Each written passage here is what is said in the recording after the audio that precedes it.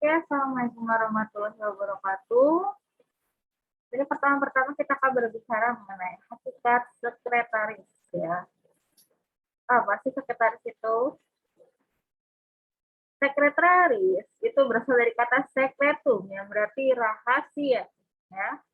Oleh karena sekretaris itu punya tugas buat menyimpan rahasia perusahaan ya, baik maupun rahasia perusahaan maupun rahasia pribadinya ya. Jadi sekretaris berasal dari kata sekretum berarti rahasia.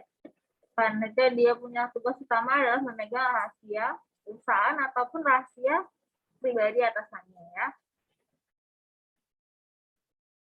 Kemudian di sini bisa dilihat menurut M. Raymond, sekretaris itu bisa dikatakan ya seorang kepala, seseorang yang menerima perdiktean. Ya, jadi menerima perdiktean dari atasannya, menyiapkan surat menyurat, menerima tamu-tamu, memeriksa atau mengingatkan kepalanya mengenai kewajiban lain yang berguna meningkatkan efektivitas dari kepala itu. Jadi dia ini bisa dikatakan sebagai asisten ya, asisten pribadi atasannya untuk membantu mereka menjalankan tugas-tugas sebagai kepala jadi lebih efektif ya. Di sini bisa dilihat sekretaris itu menerima perdiktean, jadi menerima segala macam perintah instruksi atasannya untuk siapkan surat menyurat, terima tamu, memeriksa jadwal kepalanya, kemudian mengingatkan kalau misalnya agenda dihadiri, mengingatkan mengenai kewajiban, jadi sehingga kepalanya itu ya, masuk kepala di atasannya itu bisa meningkatkan efektivitas dari tugas-tugas yang mereka jalankan. Secara umum, fungsi sekretaris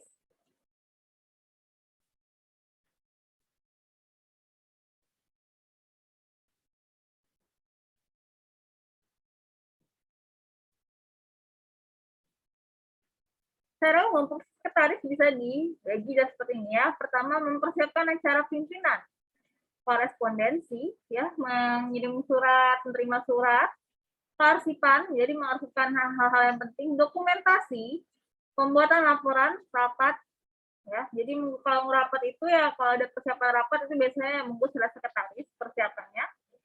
Penghubungan antara pimpinan dan pihak orang lain. Jadi kalau misalnya tadi rapat saya mempersiapkan, dia juga bisa sekretaris jadi notulen ya, notulen dari rapat itu berlangsung. Ya, makanya di sini dokumentasi dan pembuatan laporan. Kemudian di sini dia penghubungan antara pimpinan dengan pihak atau orang lain, baik itu atasan maupun bawahan, mengatur tata ruang perlengkapan kantor dan menyimpan rahasia. Oke, jabatan sekretaris ya, dari luas lingkupnya ya. Luas lingkupnya ada sekretaris pribadi atau private personal sekretaris, dan ada sekretaris direksi ya. Sekretaris direksi, eksekutif sekretaris. Jadi sekretaris pribadi misalnya hanya mengabdi pada satu atasan saja ya, misal pada manajernya. Kalau direksi ini dia menjabat ini ya, sekretaris direksi mengabdi pada satu direksi di perusahaan. Kemudian kemampuan dan pengalaman kerja ya, ada yang junior, sekretaris. Jadi sekretaris itu juga ada tingkatannya ya, ada tingkatan jenjang kerjanya. Ada yang disebut sekretaris junior, sekretaris, ada yang sekretaris senior sekretaris. Ya, berdasarkan bidang khusus pekerjaan, ada sekretaris akuntansi, sekretaris dalam bidang kedokteran, sekretaris dalam bidang hukum, dan sekretaris dalam bidang teknik. Ya, secara umum tugas sekretaris ya dapat diartikan sebagai seseorang yang bekerja untuk orang lain. Ya, namanya juga sekretaris, dia akan bekerja untuk orang lain atau perusahaan untuk membantu dan mengatur atau menyusun pekerjaan yang berhubungan dan kesekretariatan. Secara garis besar, ya, pekerjaan kesekretariatan itu apa aja sih? Biasanya berhubungan dengan tulis menulis, korespondensi, mengetik, mempersiapkan agenda, rapat, dan sebagainya. Oke, ada tugas pokok sekretaris pada umumnya ya. Menyelenggarakan bisa dilihat di sini, menyelenggarakan tugas umum di bidang kesekretarisan, meringankan pimpinan seperti menerima dikte dan lain-lain. Jadi ini menerima instruksi atasan, kemudian dia membantu menjalankan instruksi atasan tersebut sehingga atasan itu tidak kewalahan dengan beban tugasnya. Kemudian menyelenggarakan surat menyurat, membuat konsep surat serta laporan, mengurus masalah pengetikan dan laporan, mencari informasi dan berkomunikasi, serta mengurus masalah ketatausahaan lainnya. Nah, di sini ada yang disebut tugas protokoler ya. Ini kan tugas pokok. Ingat tadi sekretaris itu berhubungan dengan dari kata sekretum rahasia ya. Ini berhubungan dengan menjaga rahasia, termasuk di dalamnya mengurus surat menyurat, mengurus laporan, pengetikan dan sebagainya. Itu tugas pokok. Kemudian ada tugas protokoler ya. Ini biasanya berhubungan dengan interaksi dengan orang lain ya. Bisa dilihat di sini. Menerima tamu, mengatur perjanjian, ya kapan atasannya bisa bertemu dengan tamu atau bisa bertemu dengan atasan atau bawahannya lain. Mempersiapkan rapat formal dan informal, mengatur jamuan atau penjabat ya, mengatur jamuan antar pejabat dan mengirim surat undangan. Menghubungkan atasan bawahan untuk merundingkan aktivitas kerja. Jadi kalau misalnya Anda bekerja di sekretaris manajer, Anda yang akan membuat jadwalnya ya. Kapan si manajer ini bisa bertemu dengan bawahannya atau atasannya. Kemudian mengatur penerimaan tamu dengan segala fasilitas yang diperlukan. Jadi protokoler itu ingat tugas-tugas yang berhubungan dengan orang lain ya, pihak lain. Anda membantu atasan Anda untuk melaksanakan tugas-tugas yang berhubungan dengan berinteraksi dengan pihak lain atau orang lain. Kemudian di sini ada tugas khusus sekretaris.